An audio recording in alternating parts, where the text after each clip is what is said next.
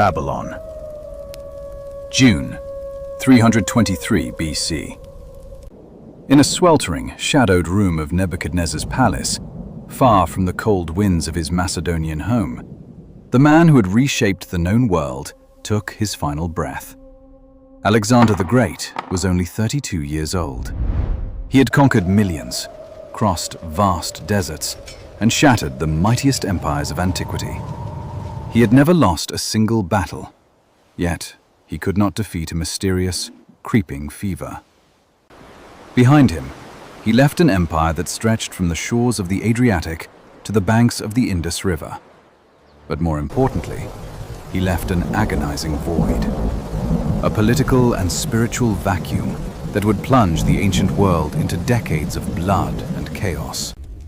But the most haunting mystery of all was not who would succeed him. It was where the body of the man who claimed to be a living god would disappear to. This is not just a search for a lost tomb, nor is it a simple historical inquiry.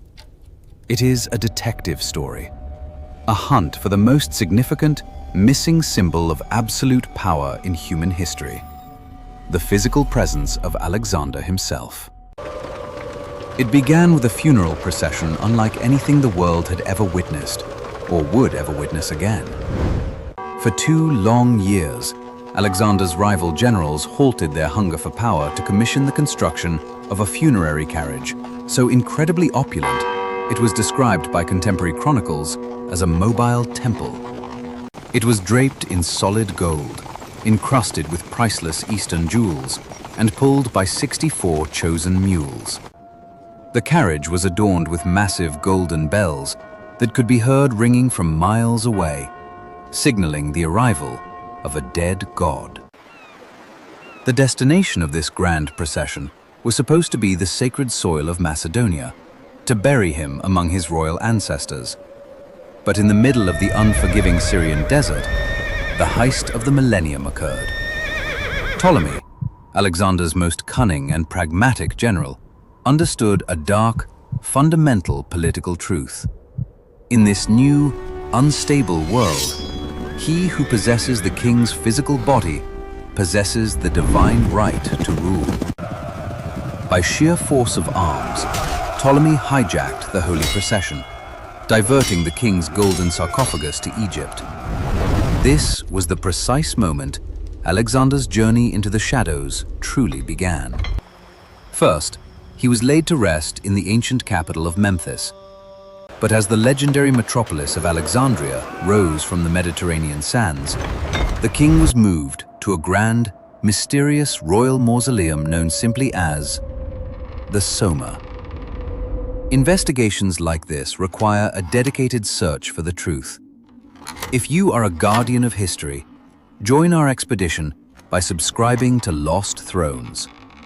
Let us uncover the forgotten chapters of our past together.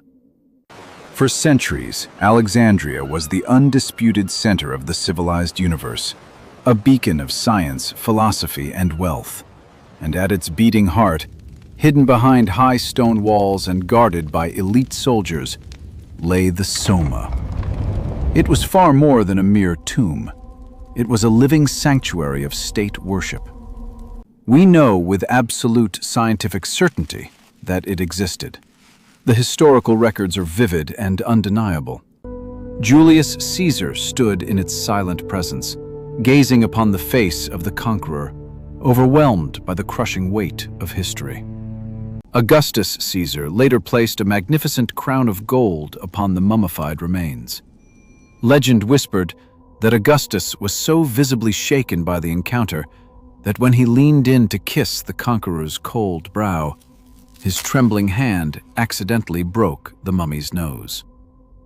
Later, the tyrannical Emperor Caligula went even further, ordering his guards to open the sarcophagus so he could steal Alexander's sacred breastplate, wearing it as his own to claim the conqueror's divine aura.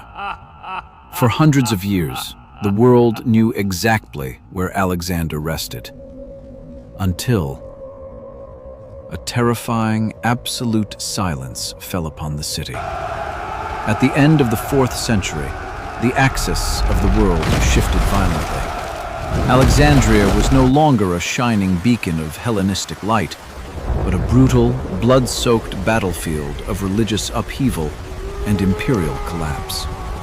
Pagan temples were violently torn down. The great library burned. The old gods were outlawed. And suddenly, with terrifying speed, the historical record of Alexander's tomb goes completely cold. The Soma vanishes from every official text, every map, and every human memory.